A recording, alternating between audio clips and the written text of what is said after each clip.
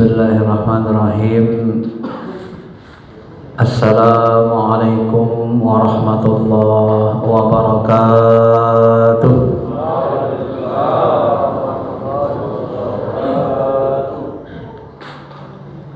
Alhamdulillah, alhamdulillahilladzi an'amana bi ni'matil iman wal islam wal ihsan wal afiyah wal ma'rifah.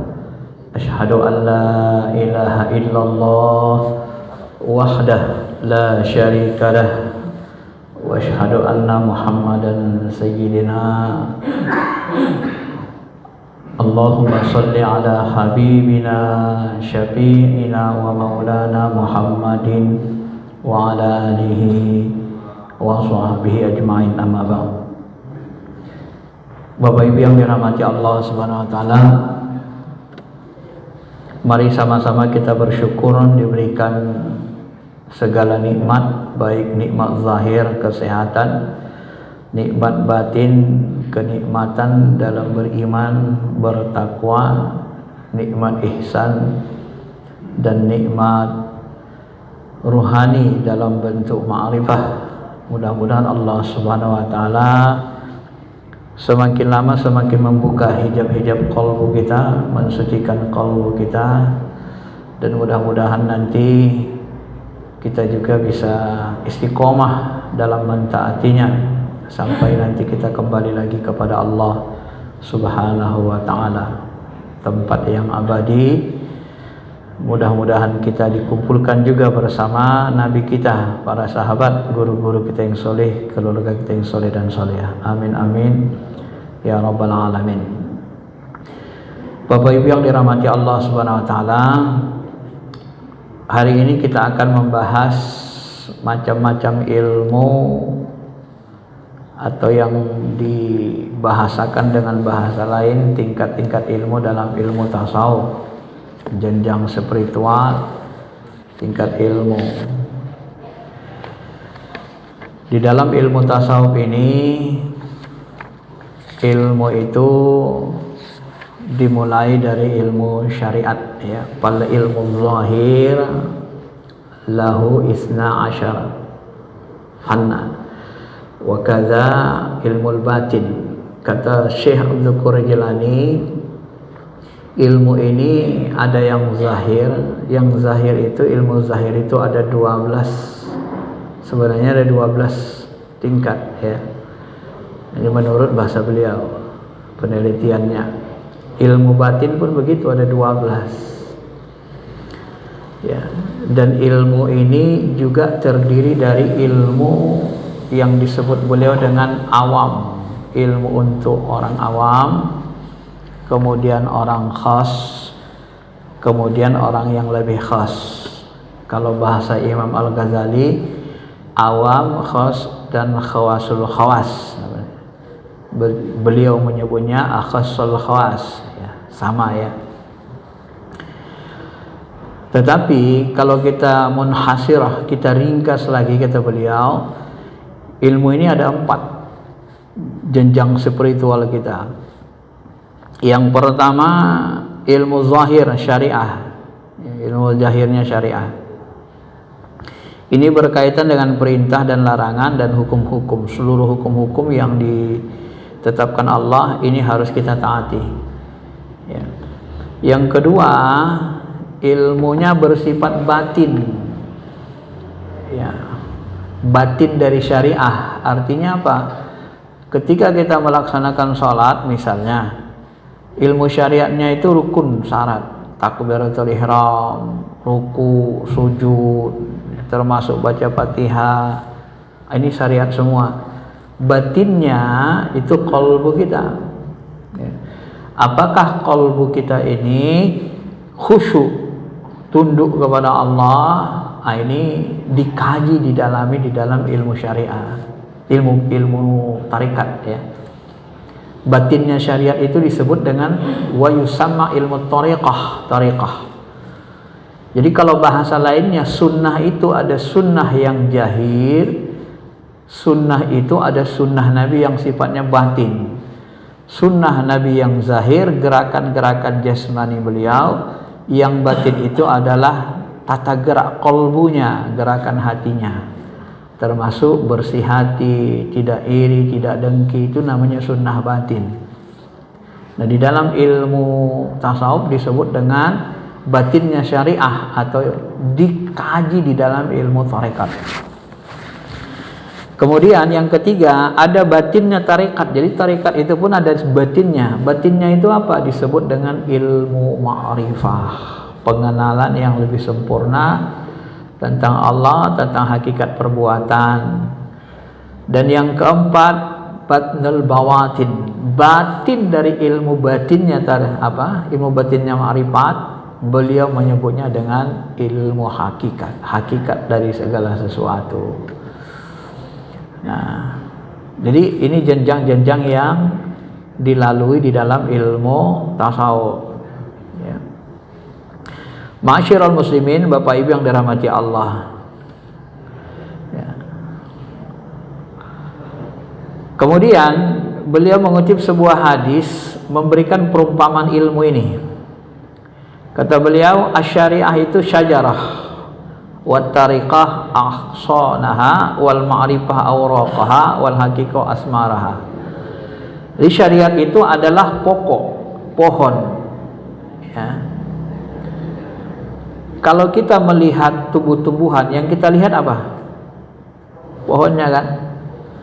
Pertama dilihat pohon, oh itu pohon durian gitu ya. Tarekat itu cabangnya. Ya. Ternyata pohon durian ini banyak cabangnya ya. Kemudian ma'rifat itu daunnya banyak di setiap cabang. Hakikat itulah buahnya. Nah, karena pada intinya nanti orang akan mengambil buah. Nah, pohon itu kalau nggak ada buahnya, ya kurang disukai ya, bisa-bisa tidak berharga. Nah, beliau mengumpamakannya begitu berdasarkan hadis Nabi, dan Al-Quran itu bijami'iha biddalalati wal isyarah tafsira wa ta'wilan. Dan Quran itu semuanya, kata beliau, ya, mengumpulkan berkaitan dengan dalil, isyarat, tafsir dan takwil. Nah, dalam bahasa lain beliau menyebutnya, kalau awam itu bisa menafsirkan Quran, tapi kalau orang khos, orang yang rosikh, sudah dibukakan keilmuannya, qalbunya oleh Allah, maka terbukalah rahasianya yang batin. Maka ketika turun ayat Al-Quran, al-yawma akmaltu lakum dinakum wa atmamtu alaikum ni'mati wa raditu lakumul islam adina, hari ini kusempurnakan agamamu. Semua sahabat gembira. Kenapa? Karena Al-Quran, Islam sudah sempurna. Tidak ada yang tidak gembira, kecuali waktu itu dua orang yang resah gelisah. Siapa itu? Pertama Umar, yang kedua Abu Bakar. Umar nangis dia. Ya, kemudian ditanya Rasul, ya Rasul, ya Umar, kok kamu nangis turun ayat ini? Orang senang. Ya bagaimana aku nggak menangis? Kalau sudah sempurna agama ini, berarti sudah tak ada lagi tambahan. Dia akan merosot. Selama ini kita dapat terus tambahan perhatian dari Allah, ada yang kurang ditambahi. Kalau sudah sempurna kan tidak lagi, sudah dicukupkan. Berarti yang ada nanti kemerosotan. Sodakta, kau benar Umar, kata Rasul. Abu Bakar lain lagi ma'rifatnya. Ketika turun ini dia menangis. Hampir 3 hari 3 malam dia nangis, masuk rumah dikunci rumahnya. Kenapa dia nangis? Ditanya orang, datang Ali dan sahabat lainnya, Abu Bakar, kok kau nangis saja kerjamu hari ini, katanya, 3 hari ini udah turun ayat ini. Kenapa aku gak menangis, katanya.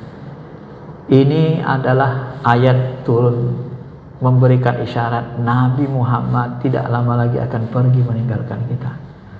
Hasan Hussein akan kehilangan kakeknya dan istri-istri beliau akan menjadi janda. Bagaimana aku gak nangis, katanya. Nah, 3 hari 3 malam dia ngurung diri nangis. Lalu Ali penasaran dengan sahabat lain, ditanya ke Rasul langsung, ya Rasul, benar enggak kata-kata Abu Bakar ini? Didatangi Rasul. benar wahai sahabatku. Maka semua yang lain pun berteriak menangis.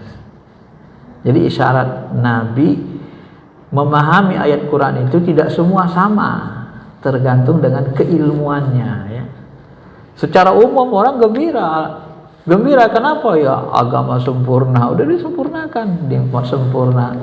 Tapi ternyata di balik itu ada rahasia batin yang hanya orang-orang yang diberi petunjuk oleh Allah yang mengetahui rahasianya itu ya. Ma'asyiral muslimin, Bapak Ibu yang dirahmati Allah Subhanahu wa taala. Nah, menjalani ilmu spiritual ini masing-masing makom ada godaannya ya. Ada penghalangnya, ada godaannya. Di tingkat syariat kita akan digoda dengan hawa nafsu. Ya, hawa nafsu semua berlawanan dengan syahwat. Apa itu suluk-suluk itu, ninggalkan dunia, kayak nggak butuh aja sama dunia katanya pula kan. Padahal suluk 10 hari ya. Nanti kalau diajak dia jalan-jalan ke Singapura, Malaysia, senang kali dia. Apalagi gratis, mau dia ninggalkan anak istrinya kan. Tapi kok nyari Tuhan nggak mau dia.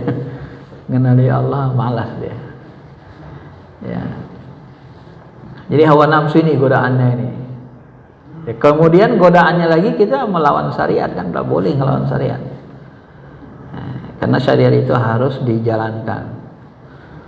Kemudian di tingkat tarekat, godaannya kata beliau seolah-olah tak melawan syariat, tapi menipu. Nah, di tingkat tarekat ini kata beliau nanti ada masa-masanya. Saya sendiri pernah ngalamin ini sebelum masuk tarekat. Di aliyah, di S1 ngamalin sendiri agama ini kan. Dengar-dengar dari dosen, dari guru lah ya, guru-gurunya dulu di aliyah, suruh zikir aja, baca-baca buku, amalin sendiri. Sampai saya waktu itu, ini pengalaman saya, sampai waktu itu pernah saya mengaku, saya pun kalau ingat lucu juga. Saya bilang sama teman saya, tahu kau Jul, saya ini wali Allah. Kalau ingat mengaku wali, nggak boleh. Itu kalau nggak berguru. Kenapa? Karena banyak spiritual yang kita peroleh. Kadang-kadang kita doa langsung kabul gitu kan.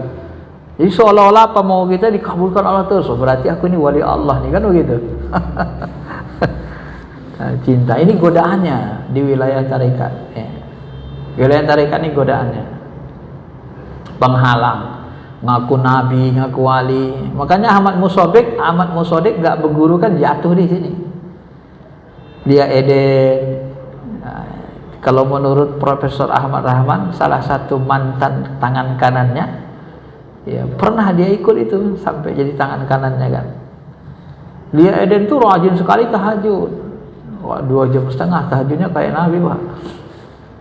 Rajin sekali tahajud. Nah, karena nggak berguru, tak paham dia bisikan-bisikan rohani mana dari yang benar, mana dari tak ada yang membimbing, jalani sendiri. Akhirnya ngaku jadi nabi. Didatangi Jibril. Jadi uniknya ada anekdotnya juga ya. Dijumpakanlah Ahmad Musodik dengan Lia Eden sama Jibrilnya Lia Eden. Ahmad Musodik kan ngaku nabi. Kenapa kamu ngaku nabi? Ya, namaku ada dalam Quran, mim ba'dihi ismuhu Ahmad. Sesudah Nabi Isa diutus nabi, namanya Nabi Ahmad. Namaku kan ada, Nabi Ahmad. Musodiknya dari mana? Musaddiqal lima baina yadayhi. Itu Quran. Tugas Nabi Ahmad itu membenarkan kitab sebelumnya. Maka Ahmad Musodik ini semua dibenarinya. Taurat, agama Nasrani benar, Kristen benar, Buddha benar, dibenarinya semua. Karena itu tugasnya katanya. Ketika dijumpakan sama Jibrilnya dia Eden ditanya, ya, nah, apa ditanya?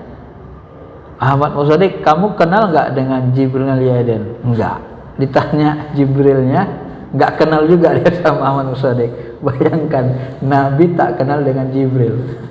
Ini anekdot ketika dijumpakan. Ya bagaimana mungkin Nabi gak kenal sama Jibril kan gitu kan? Nah, ini. Ini tersesat namanya Pak ya. Maka semua ulama tarekat itu sepakat tidak boleh tidak berguru. Maka muncullah kaidah malam, barang siapa yang tidak malam lahu syekh, barang siapa tidak punya syekh, guru spiritual pembimbing, maka setanlah yang akan menjadi gurunya. Ya, itu hampir bisa dipastikan itu. Sepakat itu ulama. Ya. Makanya disitulah kita diperlukan di dunia spiritual tarekat itu. Tidak bisa orang-orang atau maaf dosen-dosen yang belajar tasawuf, ahli tasawuf, semuanya teori. Kalau tidak bermursyid dia bakal kandas di teori, nggak ada pengalaman spiritualnya. Kalau ada pengalaman spiritualnya bingung dia nanti. Kalau dia nggak cari mursyid pembimbing, insya Allah gampang sesat. Ya, nggak bisa, memang harus begitu. Ya bagaimana kita mau menjalani masuk hutan sementara kita nggak tahu jalan? Karena alam spiritual, alam gaib itu penuh dengan kegelapan. Artinya apa? Banyak yang tak paham pos-pos spiritual itu. Membedakan antara khotor saja, khatir saja, bisikan-bisikan kolbu, ada bisikan malaikat, ada bisikan setan, ada bisikan jin, ada bisikan hawa nafsu, ada bisikan ego, ada bisikan apa lagi? Sir kita, tiplul ma'ani kita, ada lagi bisikan malaikatul muqarrabin, ilhamnya. Macam mana bedanya itu? Tapi secara umum bedanya tak boleh bertentangan dengan syariat. Tapi halusnya, ya halus orang yang paham. Ya, maka disitulah kelebihan Nabi. Apa kelebihan Nabi? Beliau itu menerima wahyu Al-Quran, Qurannya dikawal sama Jibril. Gak ada yang paling ditakuti iblis, setan, kecuali Jibril. Salah satu yang paling takutnya. Maka ketika ada sejarah ayat-ayat setan, ayat Al-Quran mau disimpangkan, tidak bisa. Tapi kalau ilham turun, itu gak ada pengawalnya, gak ada Jibril yang ngawal. Maka 1000 ilham tidak sama dengan 1 Al-Quran. Di situ bedanya. Ya. Kemudian yang ketiga Bapak Ibu, versi Syekh Abu Qadir Jilani, ini adalah ilmu ma'rifat. Ilmu ma'rifat ini ya, cahaya. Kalau di kitab ini disebut, ya, kita setelah lebur kita masuk ke alam cahaya, nanti kita seperti nggak tahu, nggak kenal nama diri kita. Ada kondisi rohani kita nanya-nanya, aku ini siapa ya? Kita nggak sadar, nggak tahu kita diri kita. Ternyata kita sudah lebur. Yang ada hanya Allah Ta'ala. Ya, di situ kita menjadi seperti orang bodoh memang. Karena di hadapan Allah semuanya bodoh. Kalau merasa pintar, merasa aku, Tuhan nggak mau dekat sama kita, Pak Ibu. Kalau masih muncul ego kita, aku, Allah itu paling pecemburu, tak mau dia diduakan. Kalau masih muncul aku, nggak bakalan kita didekati. Maka ilmu tarekat tasawuf ini ilmu kosong ruhani kita kecuali Allah saja isinya. Maka di dalam hadis sahih kan ada disebut itu kan, ada seorang sahabat bertanya, Aina Allah, di mana Allah? Qabla khalaqa kulli syai. Sebelum Allah menciptakan segala sesuatu ya Rasul, di manakah Tuhan kita? Di mana Allah? Apa jawab Rasul? Jawab Rasul, fi ama. Laisa fauqahu hawa wa ma tahtahu hawa. Di atasnya enggak ada udara, enggak ada ruang, enggak ada udara, enggak ada awan. Di bawahnya enggak ada udara, enggak ada ruang. Apa yang dimaksud ama itu? Qadi mengatakan ama itu adalah unimagine. Nabi menggambarkan sesuatu yang tak bisa diimajinasikan. Kalau bahasa lainnya wilayah kosong. Wilayah kosong itu tanpa ruang dan waktu. Gimana kita mikirnya itu? Ama itu wilayah tanpa ruang dan waktu. Nggak bisa diimagine, karena itu wilayah lahut. Kalau dalam bahasa Syekh Abu Qadir Jilani, itulah yang disebut dengan wilayah ketuhanan, lahut. Bahasanya sama. Dalam hadis disebut ama, dalam bahasa tarikatnya Syekh Abu Qadir Jilani menyebutnya lahut, wilayah ketuhanan, wilayah kekosongan. Maka ilmu kosong ini termasuk ilmu wilayah mendekati zat. Siapapun orangnya nanti dia akan masuk ke wilayah kosong. Kosong hampa, yang ada hanya Allah. Di wilayah kosong itu lah tarakot, semuanya binasa. Yang ada hanya Allah Ta'ala. Itulah yang disebut dalam hadis lain, lau kasyafahu hijabuhu nur. Hijab Allah itu cahaya, hijab zatnya.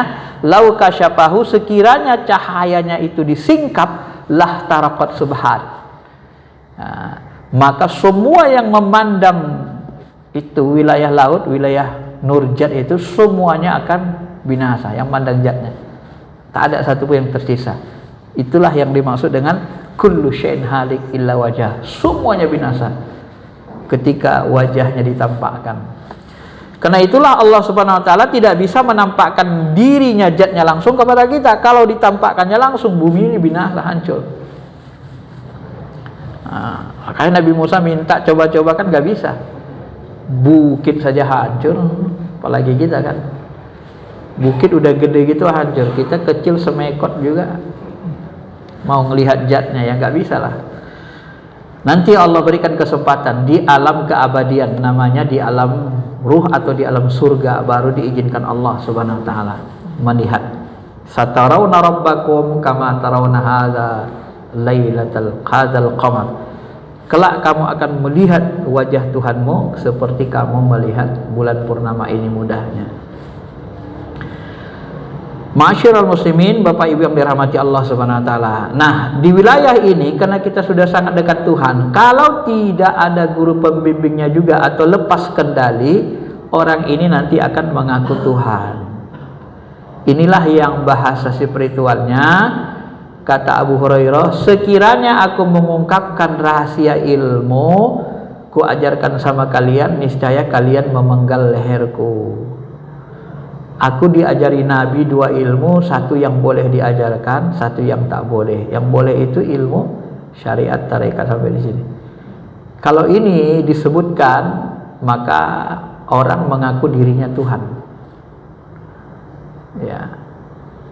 Coba bayangkan Bapak Ibu, Nabi Muhammad itu bisa belah bulan, terbelah bulan. Nah, coba pahami, yang belah bulan itu siapa? Kalau Nabi jasadnya, fisiknya seperti kita ini, ya, berjasad begini, apalah hebatnya? Macam mana cara narik bulan itu? Nariknya aja nggak bisa kita kan? Jangankan narik bulan, narik 2 mobil aja nggak sanggup kita. Siapa yang narik itu? Nah, kalau bahasa sederhananya, Allah meminjamkan bahasa kunnya. Kun, kata Allah, jadilah. Ketika Nabi tarik bulan itu, yang bekerja itu sebenarnya Allah. Itulah yang disebut dalam ayat wa ma ramaita idz ramaita walakinnallaha rama. Ya, seolah-olah Nabi situ sudah jadi Tuhan, tajallinya Allah Ta'ala, tapi tajalli sifat afalnya, bukan tajalli zat. Kalau tajalli zatnya, fisik Nabi terbelah, meledak kan. Nah, jadi dipinjamkan Allah sifat afalnya itu, ya, beliau bisa merintah. Turun bulan, turun, dibelah Nabi. Nah, jadi waktu itu bukan Nabi yang berbuat sebenarnya. Pada saat itu yang berbuat adalah Allah yang mentejallikan kuasanya. Ya. Untuk apa begitu dibuat Allah? Supaya orang percaya, yakin sama kuasa Allah. Kalau tak begitu, begitu saja dibuat orang masih ada durhaka, orang kafir Quraisy. Apalagi nggak begitu kan?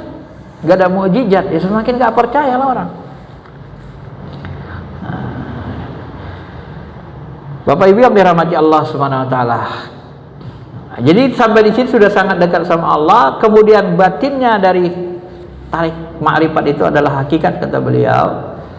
Ini termasuk ini yang termasuk wilayah ketuhanan, ya, bebas wilayah ketuhanan, dan orang-orang yang masuk ke sini yang bisa hanya mukhlasin.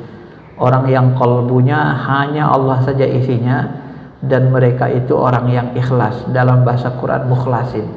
Mukhlasin itu ada yang memahami dijadikan Allah ikhlas, permanen dia. Kalau mukhlisin orang yang berusaha ikhlas, ya. Tapi kalau mukhlasin dia memang sudah jadi. Nah, itu bedanya, lapasnya itu.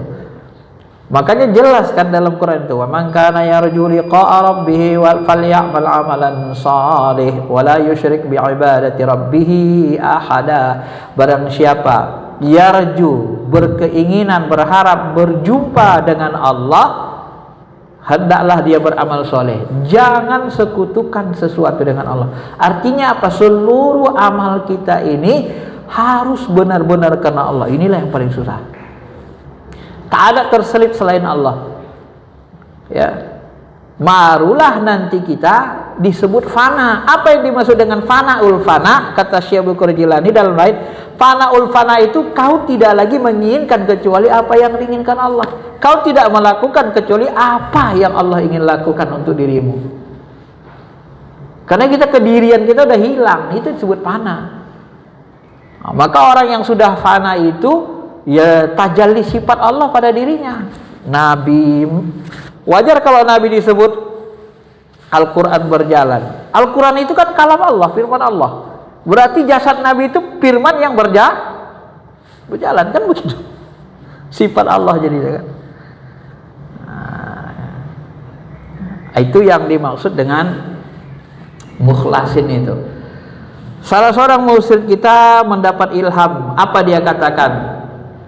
Wahai hambaku, siapa yang beribadah karena cinta ikhlas kepadaku semata-mata karenaku, maka akan aku bukakan rahasia-rahasia tentang diriku. Aku akan ceritakan tentang diriku. Wah, ini kunci Bapak Ibu ya, kunci nih. Siapa yang beribadah karena mengharapkan surgaku, maka aku berikan surga. Innamal a'malu binniyat. Amal ini tergantung niatnya coba. Kalau niatnya surga dikasih surga, kalau niatnya Allah, ridha Allah, ya dikasih, dibongkarkan rahasianya, rahasia ketuhanan. Kenapa? Ya niatnya pingin Allah, dekat sama Allah, maka dibongkar. Maka orang-orang yang dikasih rahasia ketuhanan yang ma'rifatnya sempurna hanyalah orang-orang yang benar-benar ikhlas. Wais Al-Qarni, coba lihat ikhlasnya itu. Walaupun orang biasa kan, ya orang seperti itu. Jadi salah kalau ada orang syariat, orang itu nggak mungkinlah wali Allah, nggak mungkinlah ma'rifat. Kenapa? Baca Qurannya aja nggak beres, baca Qurannya sederhana, nggak pasti-pasti banget katanya kan? Nggak ada hubungannya. Ma'rifat itu, wali itu kaitannya kebeningan kolbu, kebersihan. Kadang bacaannya biasa saja standar, nggak usah susah-susah. Misalnya siapa yang di TV itu? Ustadz Danu, bacaan Qurannya biasa aja. Kalau kori-kori dengarnya, aduh katanya kan. Biasa aja. Tapi coba ilmu rohaninya bandingkan dengan kori internasional, ya nggak tarik juga kori internasionalnya kan. Kenapa? Ya itu kan beda ilmunya. Ya, maka saya juga agak kemarin ada saya dengar itu orang syariat, dia ahli fikih di Indonesia terkenal. Saya dengar ceramahnya. Dia bilang gitu, nggak mungkin lah itu wali Allah, ini aja nggak, beda ilmunya. Ukuran ilmu rohani itu rohani, kebeningan, makrifat, keikhlasan. Ukuran ilmu jasmani syariat ya syariat. Nah, gitu. Cuma orang rohani tidak boleh bertentangan dengan syariat pokok, harus sholat, nah itu nggak boleh. Tapi kalau cuma bacaannya saja, satu bisa baca kitab gundul, satu nggak bisa, nggak ada hubungan. Karena itu kemampuan kan, kemampuan bahasa beda ya. Anak orang Inggris saja lebih mahir bahasa Inggris daripada kita udah tua ya kan. Kalau bahasa ukurannya. Bapak Ibu yang dirahmati Allah Subhanahu wa taala. Inilah godaan-godaan yang kemudian sedikit lagi kata beliau, wal batin yasilu ila dzalika kama qala Allah taala fi hadits qudsi. Beliau mengutip satu hadits qudsi, ya abadi idza aratta an tadkhula harami fala taltafit ilal mulki wal malakut wal jabarun. Ini, hai hambaku, kalau kau masuk ke wilayah haramku, wilayah lahut, wilayah ketuhanan, wilayah haram bagi makhluk, karena kalau makhluk masuk binasa, maka janganlah engkau rela, janganlah engkau merasa puas di alam mulki, di alam syariat, alam nyata, dan jangan merasa puas di alam malakut. Alam malakut ini ada menyebut alam malaikat, ada yang mengatakan bukan. Kemudian jangan merasa puas dengan alam jabarut, Kenapa? Karena alam mulki, alam nyata ini setan bagi orang alim yang ingin mencapai level lebih tinggi. Artinya apa? Dunia ini menjauhkan kita, menghadang kita, Pak, menggoda kita untuk masuk ke wilayah tarekat, wilayah malakut. Dan kalau sudah masuk ke wilayah malakut, malakut ini penghalang menjadi setan bagi orang yang arif. Orang yang apa? Orang yang mau masuk ke makom ma'rifat. Dan wilayah Jabarut ini, masuk ke Jabarut ini juga setan penghalang bagi orang yang mau masuk ke wilayah haram, wilayah haram Tuhan atau wilayah lahut. Artinya yaitu hijab-hijab alam itu. Seberapa tinggi pun ilmu kita, kalau dia bukan Allah, itu masih hijab namanya. Bapak salat Allahu Akbar, jago ahli tafsir, profesor tafsir dari 3 negara Timur Tengah. Wah, begitu dia baca Quran, Bismillahirrahmanirrahim, dengan nama Allah pengasih penyayang. Begitu sholat dia ditafsirkannya itu, Pak. Bi dengan nama Allah. Bi itu adalah untuk menunjukkan bisa bi ma'iyah, bi penyerta. Ismi nama Rahman Rahim. Rahman Rahim itu berasal dari kata rahmat, dimustakkan pecahannya. Inti sifat Tuhan yang paling terhijab kan? Nggak nyampe ke Allah, dia nyampe di ilmunya aja dia. Kenapa? Karena dia waktu menafsirkan itu dia kolbunya nggak ke Allah, ke lapas-lapas itu. Maka ilmu itu pun menjadi hijab untuk menuju Allah. Maka ada nanti hijab kegelapan, kekafiran, kekufuran, maksiat. Ada hijab cahaya. Hijab cahaya itu ilmu. Nah, ini hijab semuanya. Begitu memahaminya, supaya tidak salah paham. Bapak Ibu yang dirahmati Allah Subhanahu Wa Taala. Nah, inilah perjalanan-perjalanan yang dilakukan para sufi dari bawah sampai ke puncak, ya. Kata beliau, orang yang sudah sampai ke makom lahut ini, sudah sampai ke Allah, sudah fana, tidak ada lagi hawa nafsunya menginginkan kecuali Allah. Wa amma dairul haqiqah, adapun wilayah hakikat ini, fala mudkhala fiha lisyaitan, maka setan pun enggak lagi bisa masuk, udah putus asa. Nafs kita pun nggak bisa lagi mengendalikan kita. Malaikat pun nggak bisa ikut-ikutan. Kenapa? Li'anna Allah Ta'ala yahtariqu fiha. Karena Allah Ta'ala, ya, orang yang masuk sini akan binasa. Sedangkan Jibril saja nggak bisa nembusnya. Lau sekiranya, kata Jibril, aku ikut ketika Nabi Mi'raj itu kan, ketika Nabi Mi'raj, ketikanya aku ikut menyusul Muhammad, lah tarabtu, aku akan terbakar, binasa, karena wilayah lahut. Fayakhlisul abdu inda idzin, yang bisa memasukinya itu adalah hanya orang-orang yang suci, karena hatinya, kalbunya hanya kepada Allah, berbuat hanya Allah saja di hatinya.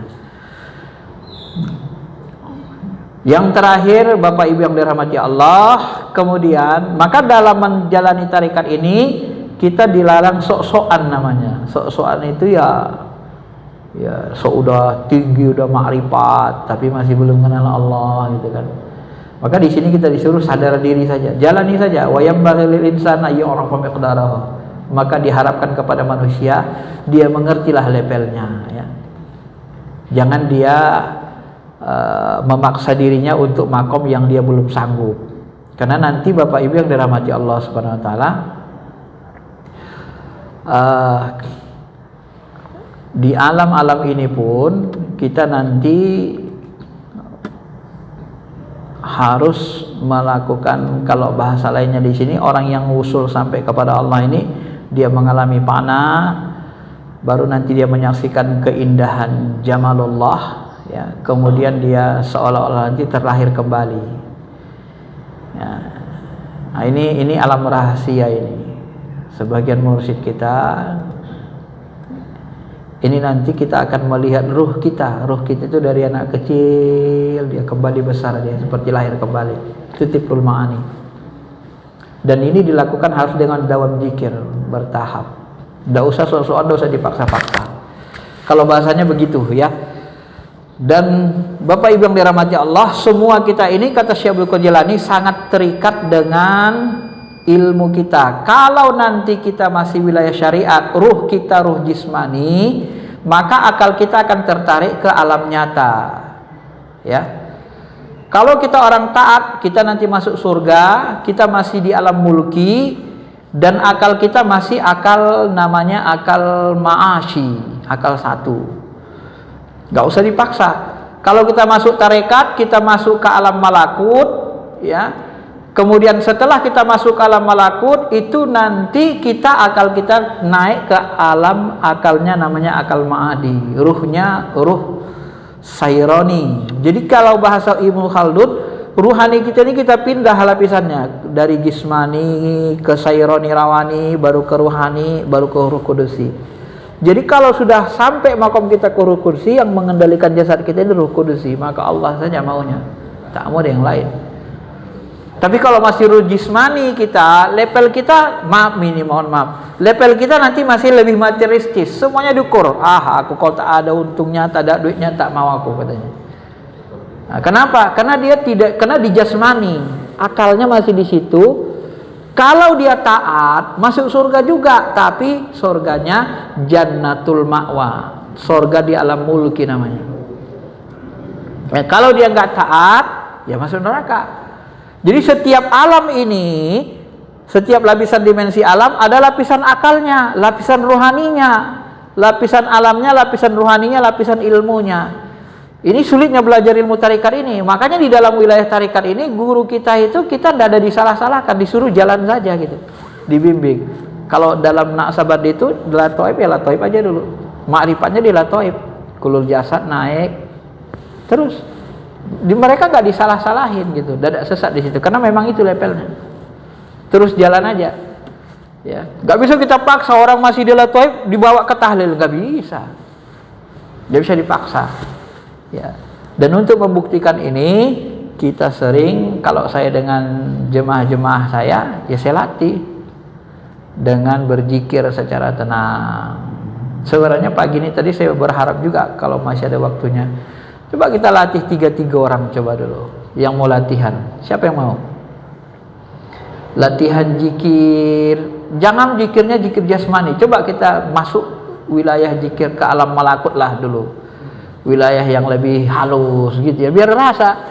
Kalau nggak dipraktekkan nggak tahu, kita berteori aja nanti. Tarikat ini kalau bahasa Habib Nobel, tarikat ini tasawuf ini bukan teori sebenarnya. Teori memang membantu, tapi hakikatnya bukan teori, amal dia, amalan, pengalaman, ya. Ikhlas, sabar, diamalkan. Kalau teori tidak benar, walaupun kadang-kadang kita kalah kan. Baik Bapak Ibu yang dirahmati Allah, lisannya penjelasannya karena waktunya sudah singkat. Ada yang mau mencoba zikirnya itu jangan di syariat saja, di ruh jismani. Ada yang mau coba? Biar saya ajarkan cara melatihnya. Kalau mau mencoba silakan. Iya, silakan Pak sini. Ini namanya supaya dapat pengalaman zikir ya. Jadi kita harus coba praktekkan langsung. Siapa nama Pak? Pak Anggi, ya, duduk rileks, udah, oke, istighfar, coba Bapak istighfar, matanya jangan dipejam ya, istighfar, astagfirullahaladzim, ya, terus istighfar dalam hati, astagfirullahaladzim, biar dalam hati aja, astagfirullah, sekhusuk mungkin, selembut mungkin. Astagfirullahaladzim. Oke. Terus coba pandang ruang kosong di depannya, ya, sambil ingat Allah, pandang ruang kosongnya. Astagfirullah.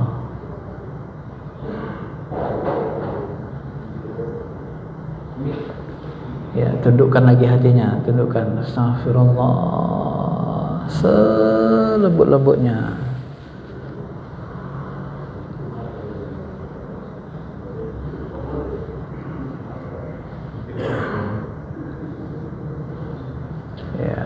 Terus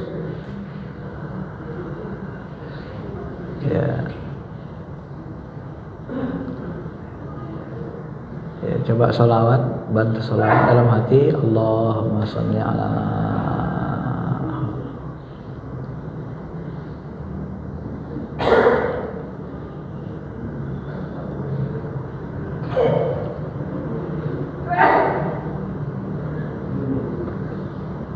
Ya. Coba zikirnya turunkan ke qalbu lagi. Rendahkan hati, astagfirullah. Jangan ikuti gerakan jasad, qalbu saja yang bergerak. Astagfirullah. Ya, terus lembutkan lagi, terus selembut-lembutnya, selembut yang bisa.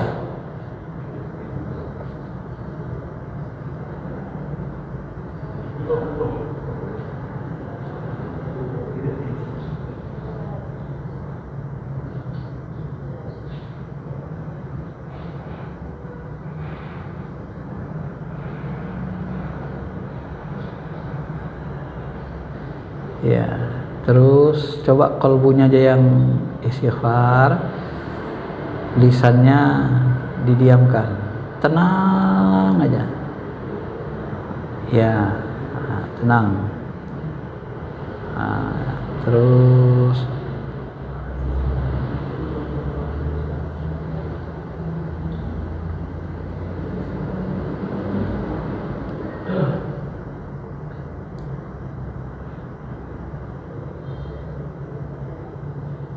ya, terus lagi.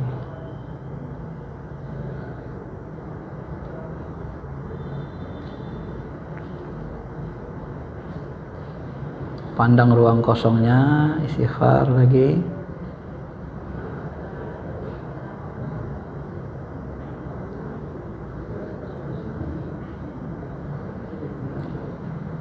Ini teknik khusyuk ya.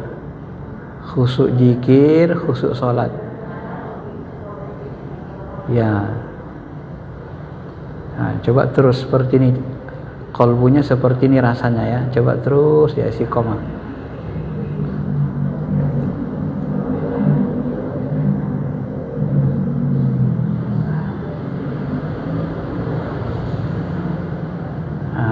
Terus pandang ruang kosongnya lagi sampai terasa tenang, istighfar, astagfirullah. Dalam hati istighfar.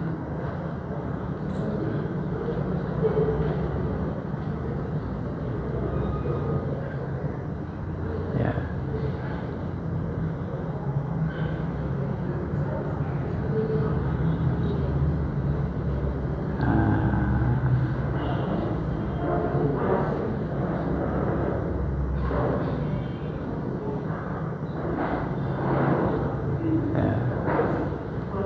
Seperti inilah.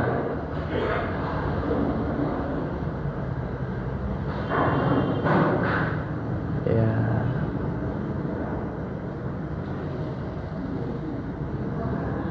Oke. Ya, seperti itulah, tenang aja. Udah, cukup. Jadi yang terakhir-terakhir itu tadi, itulah cara menenangkan hati, cara zikirnya ya.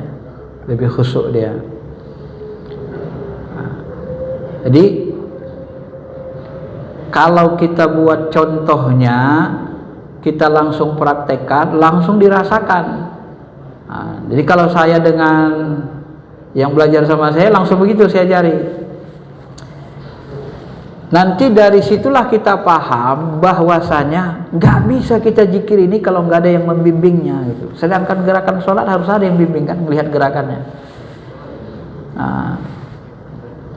Itu sebenarnya tadi kalau bisa dilama lagi, cuman waktu kita nggak cukup kan, lama gitu sampai nanti dia terasa tenang, nikmat itu hadir zikir. Zikir ini Bapak Ibu, ala bizikrillah tatmainnul qulub. Zikir itu pasti buat kita tenang, tentram. Kalau orang zikir nggak tenang, nggak tentram, pasti zikirnya salah, cara zikirnya. Cara zikirnya pasti salah. Semua orang yang berzikir masuk ke makom itu, rasa itu, dia pasti mengalami ketenangan. Karena ruhani itu bersama Allah tidak ada susah, yang ada hanya tenang, gembira. Ya. Nabi waktu mewafatnya dilihat panas sekali, sampai-sampai Fatimah mengatakan, ya ayahanda, aku melihat betapa tersiksanya engkau, cobaan ini terlalu berat buatmu. Apa kata Nabi? Nabi jawab juga, begitulah kami para nabi, balasan baik dilipat gandakan, cobaan pun dilipat gandakan, tapi ayahandamu tak akan mengalami kesusahan sesudah ini. Itu saja kata beliau. Padahal panasnya itu sudah sangat tinggi. Dalam riwayat lagi, sahabat bisa merasakan sorban itu panas. Dari jauh pun dia bisa merasakan sahabat panasnya. Ya. Oke lah ya, karena waktunya nggak cukup, kayaknya satu aja ya. Kapan-kapan kita coba lagi. Kalau mau dilatih nanti dia harus, memang paling bagus ada waktu khususnya ya. Tapi secara umum begitu ya. Ingat saya dulu Bapak ada pernah juga ya. Silakan kalau ada yang mau bertanya. Mungkin kalau sampai jam 7 ada 5 menit lagi.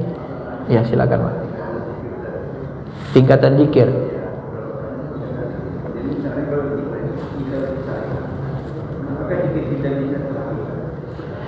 Ya, kalau kita bertarikat mesti harus Pak. Jadi zikir syariat, zikir sunnah itu harus, sebenarnya harus membuat kita bisa menembus wilayah itu tadi. Cuma memang karena ini itu tadi, kalau bahasa Abu Hurairah tadi itu kan, karena ini dia termasuk ilmu rahasia. Kalau bahasa saya gini sih, sebenarnya ilmu tarikat ini diajarkannya praktek gitu. Jadi kalau nggak dipraktekkan nggak dapat. Beda ilmu hakikat ini dengan ilmu syariat. Kalau ilmu syariat dituliskan orang ngerti Pak. Tapi kalau ilmu hakikat dituliskan kadang orang nggak ngerti karena belum mengalami. Kalau bahasa saya mudahnya gini lah Pak.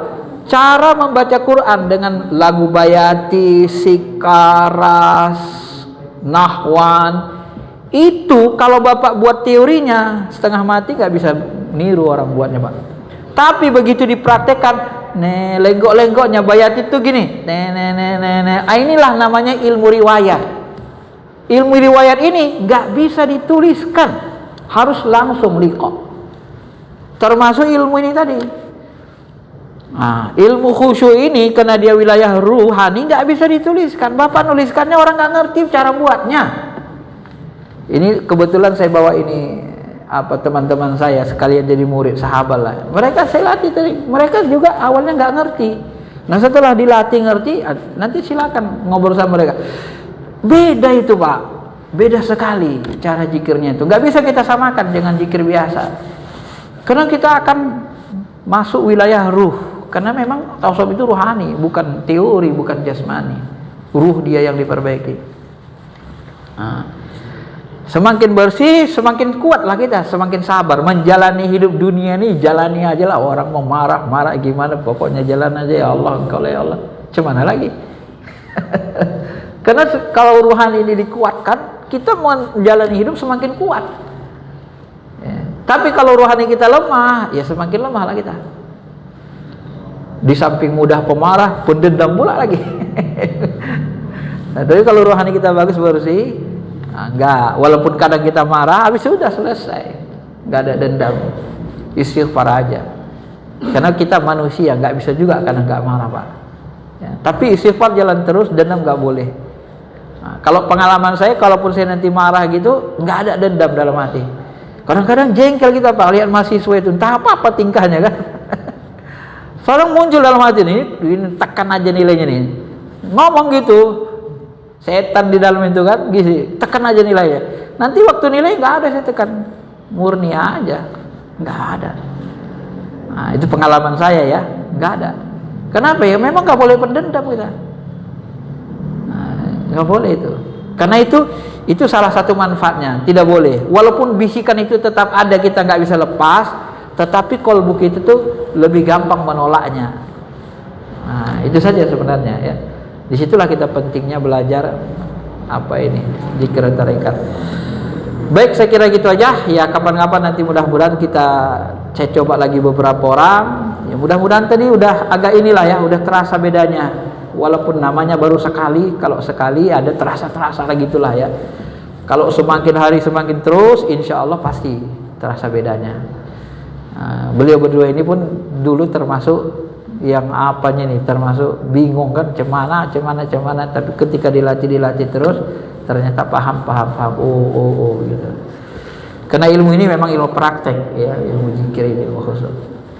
Baik, sekira itu saja, sudah jam 7 pas. Mudah-mudahan bisa kita pahami dan mudah-mudahan semakin bersih hati kita, semakin didekatkan Allah kita kepada dirinya, zatnya, dan diberikan ma'rifat, dan mudah-mudahan kita nanti bisa kembali kepada Allah dalam keadaan dimuliakan oleh Allah Subhanahu wa taala. Terima kasih. Mohon maaf kalau ada yang kurang. Assalamualaikum warahmatullahi wabarakatuh.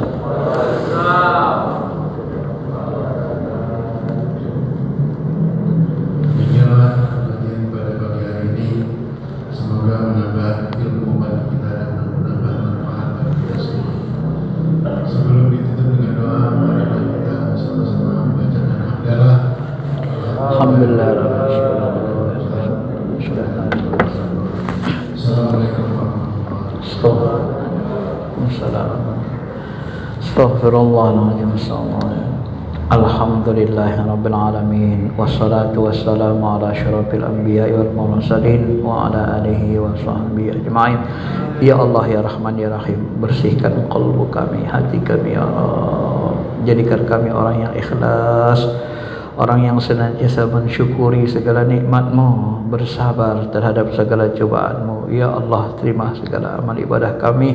Ampuni dosa kami, dosa orang tua kami, anak istri, keluarga kami, dosa para pemimpin bangsa kami. Pilihkan kepada kami pemimpin yang soleh. Ampuni dosa para ulama kami ya Allah.